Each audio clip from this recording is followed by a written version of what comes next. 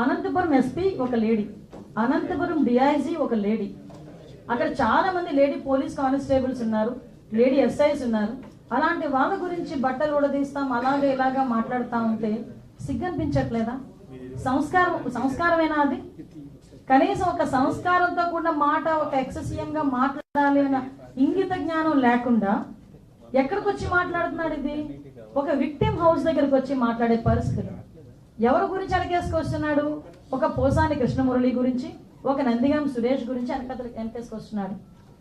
మేము ఈ రోజు ఇందాక మేము చెప్పాం, ఎమ్మెల్యేలు ఎంపీల గురించే మాట్లాడాం. నిజంగా ఈ రోజు చెప్తే కార్యకర్తలు కానీ, అదే విధంగా ఇంచుమించుగా చూస్తే దగ్గర మామూలు సామాన్య ప్రజల మీద కానీ వాళ్ళు పెట్టిన కేసులు ఇవన్నీ కోకొల్లలు ఉన్నాయి. కొన్ని వేల కేసులు ఉన్నాయి, మామూలు కొన్ని వేల కేసులు. జగన్మోహన్ రెడ్డి హయాంలో 5 సంవత్సరాల్లో దగ్గర 2826 హత్యలు జరిగినాయి. నిజంగా నేను అంటున్నాను జగన్మోహన్ రెడ్డి నీ హయాంలో 2800 పైచులకు హత్యలు జరిగినాయి. అందరి దగ్గరికి కూడా నువ్వు వెళ్తానని కూడా మేము విత్ ప్రొడక్షన్ పంపిస్తాం, వెళ్ళు, మేమేం కాదని చెప్పట్లేదు. వాళ్ళందరి దగ్గరికి వెళ్ళి పరామర్శించే దమ్ముందా నీకు? అలాంటిది ఈ రోజు బయటకు వచ్చి నోటుకు వచ్చినట్టు మాట్లాడతారు. కార్మూర్ నాగేశ్వరరావు, అది గూండావో తెలియదు, ఒక ఎక్స్ఎమ్మెల్యే తెలియదు, ఒక రౌడీ షీటరో తెలియదు, బయటకు వచ్చి వాళ్ళ గవర్నమెంట్ వచ్చిందట, వచ్చిన తర్వాతట గుంటూరు నుంచి బయట ఉన్న వాళ్ళందరినీ నరికేస్తాడట, గుంటూరు నుంచి ఎవరితో ఉన్న వాళ్ళందరినీ బయటకు తీసుకొచ్చి తంతాడట. అది ఆయన వాళ్ళ కార్యకర్తల మీటింగ్ లో మాట్లాడే పరిస్థితి. అంటే నేనేమంటానంటే జగన్మోహన్ రెడ్డి ఇలాంటి వాళ్ళందరూ బలం అనుకున్నాడు, కానీ ఇలాంటి వాళ్ళందరూ ఏదో బల్లెల్ లాంటి వాళ్ళు అనమాట. లాస్ట్ 151 సీట్లు ప్రజలందరూ ఇస్తే మీరు ఇలాంటి పనులు చేసే 11కి దిగాడు. ఈరోజు మళ్ళా నోటికి అద్దు అదుపు లేకుండా ఇలాగే మాట్లాడితే ఆ 11కి కూడా కన్నం పడే పరిస్థితి కనిపించే పరిస్థితి మనందరికీ కూడా కనిపిస్తుంది. అది జగన్మోహన్ రెడ్డికి అర్థం కావట్లా.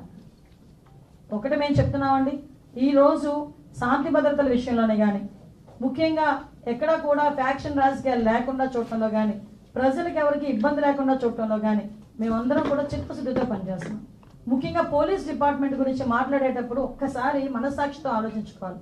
వాళ్ళ ఇంట్లో ఆడబిడ్డల్ని, వాళ్ళ ఇంట్లో ఉన్న మహిళల్ని ఇంట్లో పెట్టి బయటకు వచ్చి అదే మహిళల ప్రొటెక్షన్ గురించి, అదే మహిళల ఆడబిడ్డల ప్రొటెక్షన్ గురించి వాళ్ళు 24 గంటలు కష్టపడతారు. ఈరోజు వాళ్ళ ఇంట్లోని తల్లిదండ్రులు హాస్పిటల్లో ఉన్నారా, వాళ్ళ ఇంట్లో తల్లిదండ్రుల ఆరోగ్యం బాగుందా, వాళ్ళకి ఏం చూడాలన్నది కూడా పక్కన పెట్టి డ్యూటీ విషయంలో 24 గంటలు 48 గంటలు అయితే 48 గంటలు కూడా నుంచొని ప్రజల భద్రత గురించి, రాష్ట్ర భద్రత గురించి నుంచొని ఉద్యోగాలు చేసే పరిస్థితులు కనిపిస్తూ ఉన్నాయి. అలాంటి వాళ్ళని గురించి మాట్లాడేటప్పుడు కొంచెం మనం సెన్స్తో మాట్లాడితే ప్రజలు యాక్సెప్ట్ చేస్తారు.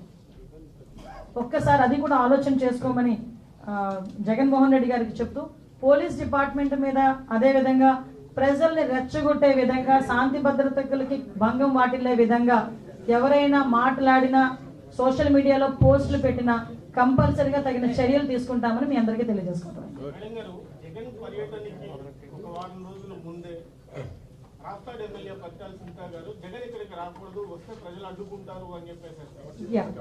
ఓకే, మీరు అన్నది కరెక్టేనండి. యాక్చువల్గా ఒకటి విషయం చెప్పాలండి, రాప్తాడ్ ఎమ్మెల్యే గారు ఎన్ని ఒకసారి మీరు రాప్తాడ్ ఎమ్మెల్యే పరిటాల సునీతమ్మ, పరిటాల రవి గారి హత్య కేసులో ఎవరు ఇన్వాల్వ్ అయ్యి ఉన్నారన్న సంగతి ప్రపంచం అందరికీ తెలుసు. ఎక్కడో అక్కడ కడుపు మంట ఉంటుంది. ఆ కడుపు మంటతో అక్కడ ఒక సంస్కృతి ఉంది. కొంతమంది కొన్ని ఊర్లకు వైసీపీ నాయకులు రారు, కొంతమంది టీడీపీ వాళ్ళు ఆ ఊర్లకు వెళ్ళరు. కొంత సంస్కృతి అక్కడ నడుస్తుంది, కొన్ని రోజుల నుంచి నడుస్తుంది. కానీ ఆ రోజు వచ్చేటప్పుడు మా కార్యకర్తలు ఇబ్బంది పడుతున్నారు అతను వస్తే అని చెప్పి సునీతమ్మ గారు మాట్లాడినప్పటికీ, ఆ కడుపులో బాధ ఉన్నప్పటికీ, కార్యకర్తలందరూ ఇబ్బంది పడుతున్నప్పటికీ అధిష్టానం ఏదైతే చెప్పిందో, పోలీస్ డిపార్ట్మెంట్ వాళ్ళు ఏదైతే రిక్వెస్ట్ చేశారో, అతను వెళ్తున్నానంటున్నారు, మీరు ఎటువంటి శాంతి భద్రతకు భగ్నం వాటిల్లకుండా మీ కార్యకర్తలు మీరు అదుపులో పెట్టుకోండి అని చెప్పి అధిష్టానం నిర్ణయం మేరకు, డిపార్ట్మెంట్ నిర్ణయం మేరకు సునీతమ్మ మీటింగ్ పెట్టి, చెప్తున్నా మళ్ళీ గుర్తుపెట్టుకుని, మీటింగ్ పెట్టి ప్రతి కార్యకర్తకి కూడా మీరు ఇళ్లలో ఉండండి, అతను వస్తాడు, చూసుకుంటాడు, వెళ్ళిపోతాడు, ఎవరు కూడా ఎటువంటి ఇబ్బంది పెట్టొద్దు, మనం ఏదైనా గల్లాటా చేస్తే ప్రజలు ఇబ్బంది పడతారని పెద్ద మనసుతో ఆవిడ ఆ రోజు ఆ కార్యకర్తలందరికీ కూడా విన్నవించుకుంటే కాబట్టే నేను వచ్చి అన్ని మాటలు మాట్లాడగలిగి బయటకు వెళ్ళగలిగాడు. సార్ ఆలోచన చేసుకోవాలి. మేము మా లిమిట్స్లో మేము ఉంటున్నాం, మా నాయకులు మా లిమిట్స్లో మేము ఉంటున్నాం, మా మా అధినాయకుడు ఏం చెప్తారు చేయడానికి మేము సిద్ధంగా ఉన్నాం. కొన్ని సందర్భాల్లో శాంతి భద్రతల విషయంలో మమ్మల్ని మా ఏదో అంటారు కదా, మా సెల్ఫ్ రెస్పెక్ట్ని చంపుకోనైనా ఈరోజు మేము కూర్చుంటున్నాం.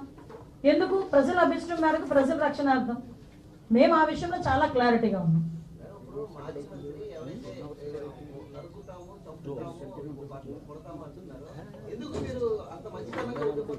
మేము మంచితనంగా, అది మీకు మంచితనంగా కనిపిస్తే నిజంగా మేము చాలా అదృష్టవంతులమే.